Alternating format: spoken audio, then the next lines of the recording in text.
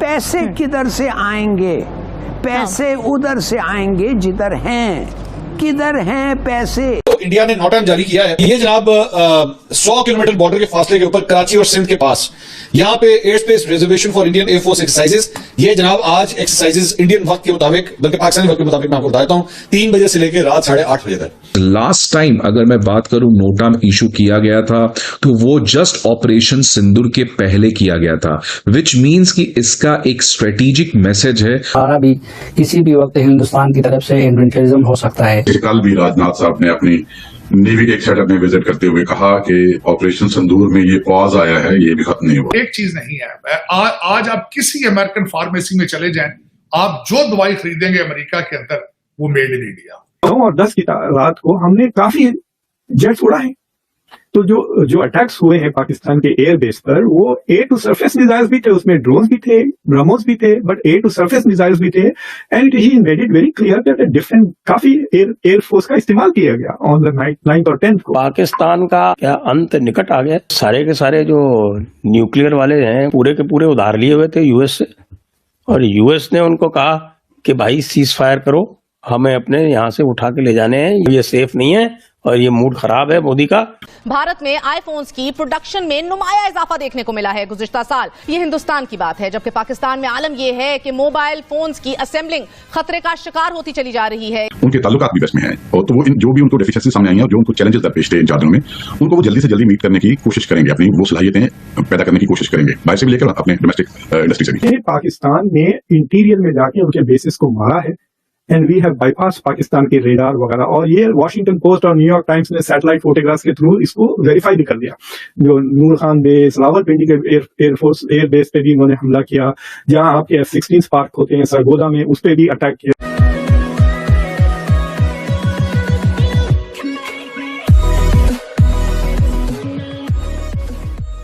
नमस्कार दोस्तों, अब यहाँ पर बात हो रही है इंडिया और पाकिस्तान के बीच की, और बात ये हो रही है कि ऑपरेशन सिंदूर जो था उसका सेकंड फेज कभी भी शुरू हो सकता है।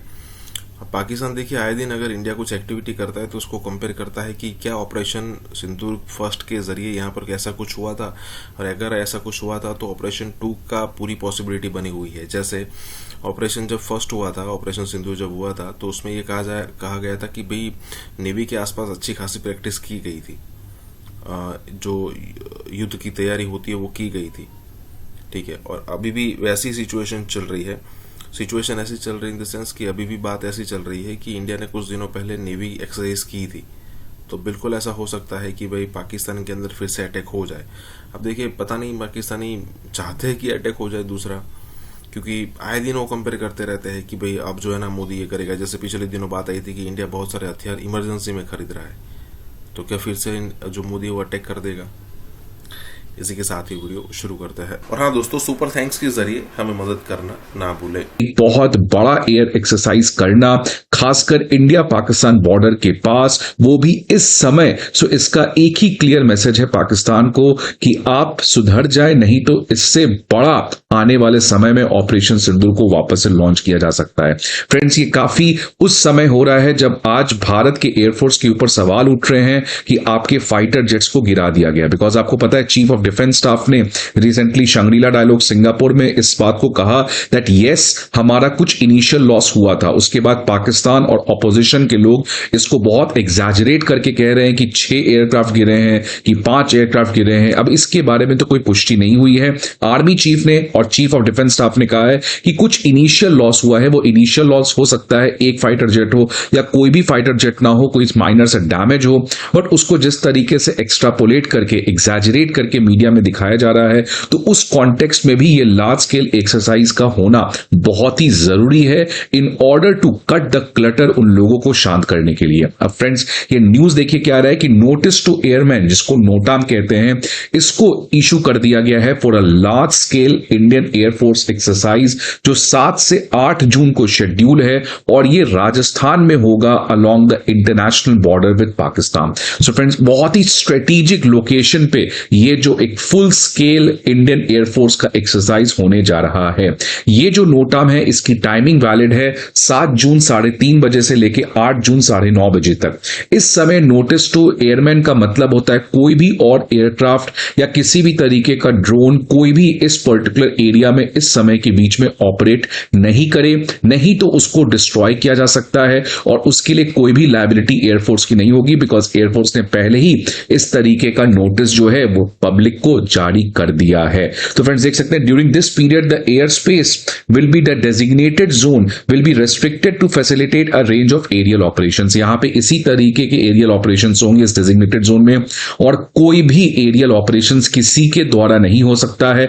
अगर होता है तो लॉस उनका है, इसमें एयरफोर्स की कोई भी गलती नहीं मानी जाएगी। इंडियन एयरफोर्स ऑफिशियल के हिसाब से ये अभी तक का एक सबसे बड़ा एयरफोर्स एक्सरसाइज होने वाला है जिसमें रफाल, मिराज 2000, सुकोई 30 एयरक्राफ्ट, ये सारे फ्रंटलाइन फाइटर जेट्स जो हैं वो पार्टिसिपेट करेंगे। इसके अलावा भारत के जितने भी सर्विलेंस प्लेटफॉर्म्स हैं और सपोर्ट सिस्टम्स हैं वो भी इसमें पार्टिसिपेट करेंगे। सो फ्रेंड्स ये एक बहुत स्ट्रेटेजिक एयरफोर्स एक्सरसाइज होने जा रहा है, खासकर इस समय में। 9 और 10 की रात को हमने काफी जेट्स उड़ाए।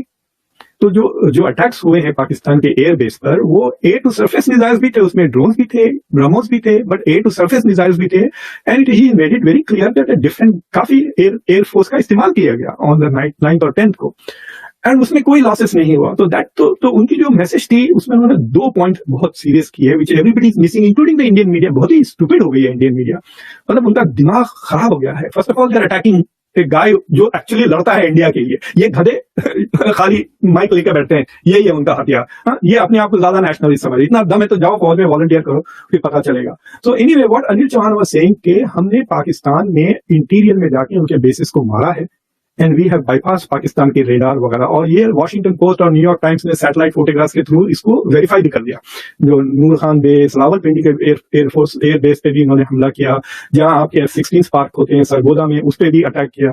तो 6 या 8 एयर बेसिस पे अटैक किया गया and there is evidence. Pakistan is not even denying that कि वो अटैक हुआ, but that is a big thing, क्योंकि अगर आप पाकिस्तानी जनरल है तो लेट्स से कि तो पहला सवाल जो आसिम मुनीर को पूछना चाहिए कि इस बार भी इंडिया वाज केयरफुल कि उसने एयरपोर्ट को मारा, जमीन पे खड़े हुए जहाजों को नहीं मार दिया, राइट, जैसा कि यूक्रेन ने किया रशिया में, right. So they should be worried कि वो रावलपिंडी पे आके बॉम्ब करके जाके चले गए, मतलब जो मिसाइल्स आ रहे हैं। और शहबाज शरीफ ने अजरबैजान में भी इस बात को एक्नॉलेज किया कि ब्रह्मोस की वजह से they were not able to retaliate immediately. So penetration India has demonstrated which is a big thing, मतलब डिटरेंस एस्टैब्लिश करने के लिए। अब अगली बार इस तरह की कोई झड़प ट्रिगर करने से पहले इफ दे आर कन्विंस कि India is going to strike again, they will think twice. तो ये सारी चीजें वो इग्नोर करके उसके पीछे पड़ गए। तो मुझे समझ में नहीं आ रहा, मैं इसकी मिसाल बहुत सिंपल से देता हूँ। सोचिए कि आपका क्रिकेट मैच हो रहा है इंडिया पाकिस्तान का, ठीक है, आपका एक प्लेयर अच्छा खेल लिया, मैन ऑफ द मैच भी बन गया, लेकिन मैच कौन जीता ये पूछे ना राइट। कई बार ऐसा होता है आप मैच जीत जाते हैं लेकिन एक अपोनेंट का प्लेयर। तो आई थिंक वो 4 दिन में पाकिस्तान हैड 40 गुड मिनट्स, जिसमें वो एक रफाले और या 2 रफाले ड्रॉप किए आउट ऑफ 3। दैट मीन्स या एक मिग या एक Su-30 गिरा है। दैट हैज हैपेंड एंड वो Indian military has already acknowledged it, but politically वो नहीं कर सक रहे हैं एक्नॉलेज। अगर वो उसी दिन कर लेते ना खबर साहब, तो ये सारा प्रॉब्लम ही नहीं होता। मतलब अब क्या हो गया है, इंडिया पनिश्ड पाकिस्तान बट हो गया है। India punished Pakistan but Pakistan also retaliated God. अगर उसी दिन सुबह में कहते हैं हमने अटैक किया, हमने 6 बेसिस को या 9 टेररिस्ट कैंप्स को अटैक किया, in the process we lost 3 jets, but तो it would not have been that big an issue. समझ रहे हैं, इन्होंने खुद ही बना लिया इशू और वो इशू के नीचे ये फंस गए हैं। सो आई थिंक के the international community is still not convince. मतलब वो थोड़े दिनों के बाद पता चलेगा बाय PL-15 के जो सेल्स बढ़ते हैं या नहीं, that will be the key. और रफाले के ऑर्डर्स बढ़ते हैं या नहीं, that is also a good indication. अभी मैं सुना कि मैक्रोन बहुत प्रेशर डाल रहे हैं इंडोनेशिया पर कि वो और रफाले खरीदें। इंडोनेशिया ने 2022 में 42 रफाले ऑर्डर किए थे, अभी तक एक भी डिलीवर नहीं हुआ है, अभी भी एक भी नहीं मिला इंडोनेशिया को। तो अब वो कह रहे हैं कि वो ऑर्डर 100 का कर लें, तो इंडोनेशिया पर प्रेशर पड़ रहा है।